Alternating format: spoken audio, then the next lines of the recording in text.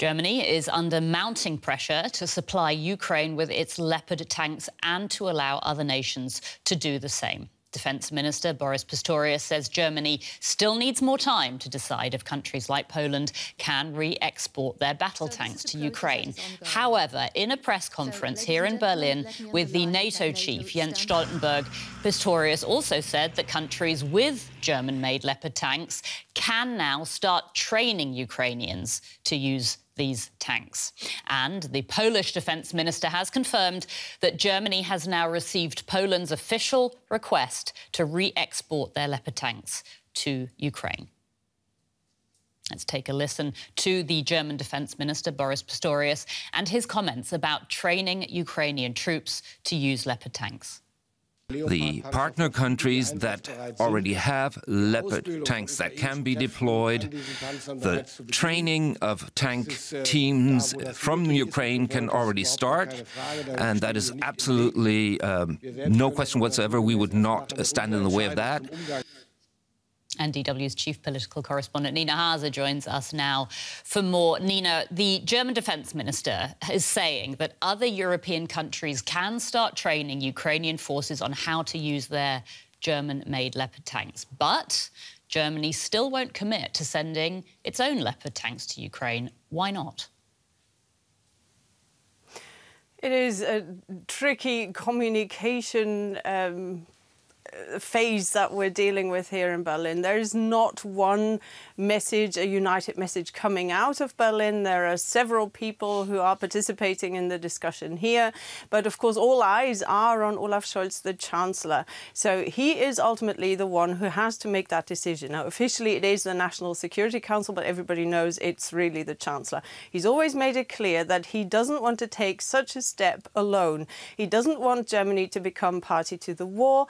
Everybody sees combat tanks as some sort of a, qualitatively speaking, a step up that needs to be considered very, very carefully. And such a step can only be taken, says the German government, if allies are on board, if it's got the support. Germany doesn't want to be the only country seen as applying combat tanks to Ukraine. Now, of course, that argument is sounding less convincing with the Brits already having announced that they wanted to send Challenger 2s. The French have also announced their willingness, but the Defence Minister Boris Pistorius said again that he was expecting a decision very, very soon. Now, on that topic of training Ukrainian soldiers by other countries who already have those Leopard tanks, who still just need German permission, that is a statement that Boris Pistorius already made last week when he announced that that was, of course, up to every partner to train Ukrainian soldiers already. And he also said that his defence ministry is now looking at which Leopard 2s would technically be available if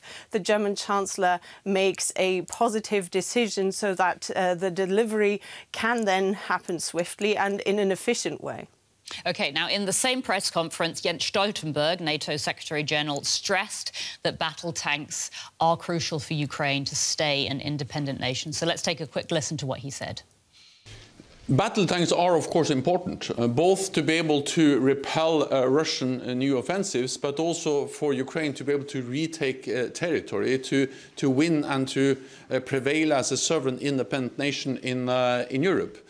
At the same time, we need to understand that allies have already decided to deliver both battle tanks, but also to deliver more armored vehicles, including infantry fighting vehicles. So what we need is heavier, more modern equipment, and that's exactly what allies have already announced to deliver.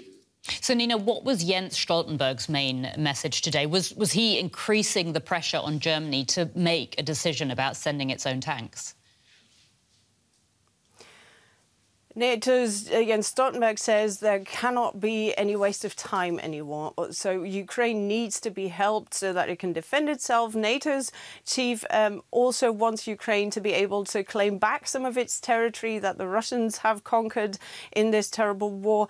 But the main message, where I got the feeling that was vital for the German government as well, from Jens Stoltenberg here in Berlin, was that he wants to respect partners and their consideration questions for whether or not they want to send which systems, and he essentially kept stressing that Germany has been vital and has been really instrumental in aiding Ukraine so far. This is sometimes forgotten in the public debate, where everybody's focus is so much on the Leopard 2s that people forget that Germany is one of the most important contributors worldwide when it comes to military aid as well, not just financial and humanitarian. So that was also a call by NATO's chief for allies to not essentially give Russia the pleasure of seeing the West squabbling and fighting with each other. He wants a united picture, but of course he's upped the pressure on Germany. But at the same time, everybody also says Ukraine also needs other systems, so air defense, for example. So Stoltenberg stressed that Germany